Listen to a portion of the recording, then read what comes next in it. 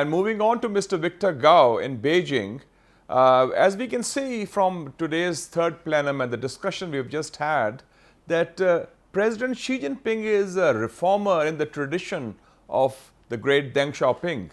And as the third plenum in 1978 changed the direction and destiny of China and affected the world, I think this third plenum is extremely important in charting out China's direction for the next few decades. And there is a global significance also to today's development, to the development of the in China of the third plenum. So, how do you see the significance of the third plenum globally, and especially in the global south? Because the third plenum under Deng Xiaoping had a tremendous international impact also. I would say Deng Xiaoping not only changed China, but also changed the world. And the third plenum, led by General Secretary Xi Jinping, will further change China for the better, and I would say would also change the world. Why?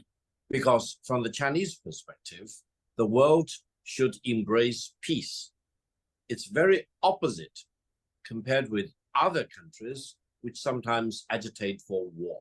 They want to pick a fight, for example. They want to use surrogates or agents to fight a war, and they don't care if human lives are lost, stability is sabotaged, etc. China believes that you cannot achieve development without peace and stability. And peace and stability should not be restricted to one country. It should be widely shared throughout countries, throughout the regions, for example. That's why whenever there is a war, China is always one of the first countries to jump out and call for ceasefire to stop the war. It's the same case for Ukraine. It's the same case for Gaza. China's always loud and clear about the absolute need to stop the war and through diplomacy and negotiation achieve ceasefire. Now, this is very important because if you look at the past 46 years for China's huge economic and political transformation, what are the two pillars? One is to preserve peace. The other is to maintain stability, because without domestic stability and without peace in the world, you really cannot achieve your economic goals. So this is the philosophical framework that China has been pushing for domestic policies as well as international policies. And I think this has a bearing on all the other countries in the world, especially in the global south, the developing countries, as we used to say, because we all need to maintain domestic stability. We need to preserve peace. We need to emphasize that development, as Deng Xiaoping said, is the hard truth, because without development, all the others are empty talk. You need to really grow and develop and bring beef and bread onto the table for the people and keep improving their living standards. This is something China has been doing for the past 46 years. If we really put our house in order, if we focus on economic development, if we focus on maintaining peace and stability, for example, and if we refuse to be hijacked by those warmongers, for example, Cold War warriors, and those who emphasize that their values are better than our values, we cannot accept that. We have our values, they have their values. Let them, their God for them, and my God for me, for example. We do not need to impose our ideology onto any other country, but we refuse to be imposed with their ideology or their political system. And I think this will be a better world. And I think this is what exactly President Xi Jinping has emphasized, the shared future of mankind. So allow me to emphasize, let's work together in the same direction to improve our living standards, to make sure that our people in different countries do have the prospect of achieving greater economic growth, accumulating greater wealth, so that our kids will have better lives than our lives, and our generation will be better than our forefathers' generation. The future of the world will be brighter under this roadmap of inclusive global development for all. Thank you, Mr. Victor Gao. And coming to you, Ambassador Masood Khalid, There's, of course, a very important global significance of what China does, and especially in terms of policy initiatives, including the third plenum. And President Xi Jinping 10 years ago launched the Belt and Road Initiative, which is perhaps the most important diplomatic and developmental initiative of the 21st century. And in 10 years span, you've had almost 500,000 jobs generated. You have had 40 million people lifted out of poverty, and we in Pakistan have benefited from the China-Pakistan Economic Corridor, the CPEC, which has been important in transforming people's lives in different parts of Pakistan. So given that context, how do you see the significance of the third plenum in the big picture, the global setting, and its implications, especially in the global south? First of all, I would like to make a comment on the outcome of this plenum in terms of the reform process. My impression is, and I think it's very clear from the document, that there is no reversal as far as the reforms are concerned, because today in the document really an all-encompassing reform process has been identified which will be implemented. So this is very important. So the criticism which we hear from time to time from the quarters in the West, that China is not serious in sort of deepening reforms, it's going back on that, on the commitments, etc. I think it is totally false. Secondly, one should give credit to President Xi Jinping. When he came into power in 2012, the GDP of China was about $8 trillion. So by consolidating the reform process, today China is an economy of more than $18 trillion. Very important.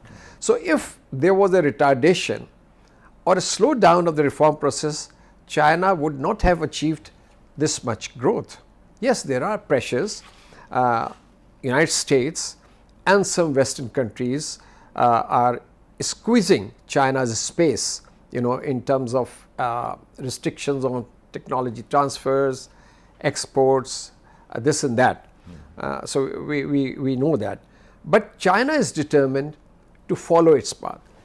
Now, coming to and another thing I want to say in that context, there was another criticism which I saw, that China is marginalizing its private sector.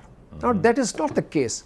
Private sector plays a very vital role in China's economy. And today in the document, there is a very clear formulation that the Chinese government will support the public sector as well as the non-public sector, the private sector. So there will be a synergy in pursuing the national objectives of development, national development.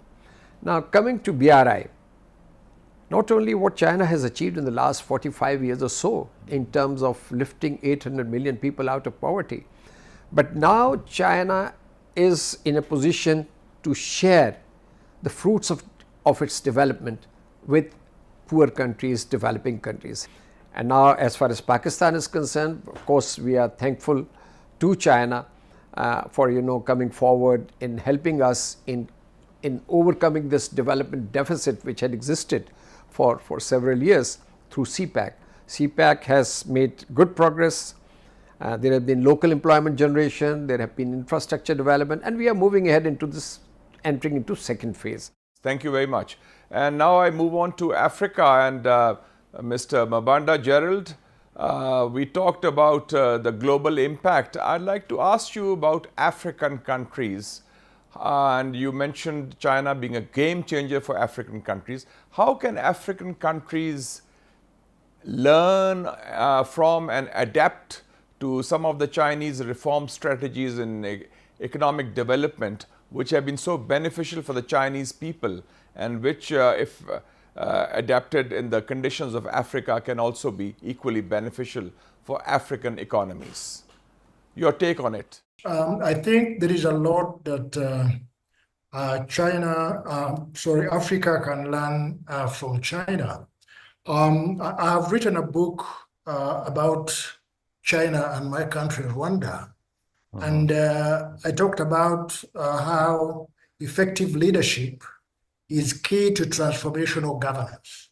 So in China, we see that the governance led by President Xi Jinping is really effective and transformational. And that's why we see this rapid development that is taking place. In Africa, most of the problem that we have is failure in governance. This is a fact that we have a problem in governance, but China can be a good example. If we borrow a leaf from China's governance, I think we can be able to make strides and improve. Secondly, also we can look at planning and policy implementation. Sometimes we do planning, but policy implementation becomes a problem. So in China, when you look at these goals that are being set the other year, actually most of these goals are realized. So the policy implementation, still, if we can be able to improve on policy implementation, we don't just keep it in papers. I think China would be a very good learning experience. Now, recently, in the past years, China was able to eliminate abject poverty. When you look at most of our countries in the African continent, this is a very big problem that still affects most of our countries. So we can ask ourselves, how did China do it? If in the 1960s, some of African countries were richer than China, so what has happened within a span of 46 years? So this, again, takes back to things like governance, things like fight against corruption. I think these are good examples that we can borrow from China's development, and we are able to move forward. Again, there is something very interesting. When you talk about whole process people's democracy, this is a democracy where people are involved, right from the grassroots up to the top level. So this again makes people become owners of the governance system. So sometimes you find that people are left out, and yet what the government is doing for the people. So people must be involved at all processes. And probably lastly, putting people first, because whatever the development the country is doing, it is doing it in the interest of the people. It is doing it to improve on their lives so that they can have a good life. So I think these are things that I can say if we can be able to borrow from the Chinese example, I think Africa, we can also be able to do better and move on. Thank you. And I think your point is quite well taken, that any kind of adaptation or learning or borrowing from the outside world, especially China, has to be done in the local context where it should be adapted to the local conditions and the ground realities. And I think that is the key thing. Learning means that being inspired by a certain model and then seeing its applicability in the local conditions of respective countries. Thank you, Mr. Gerald.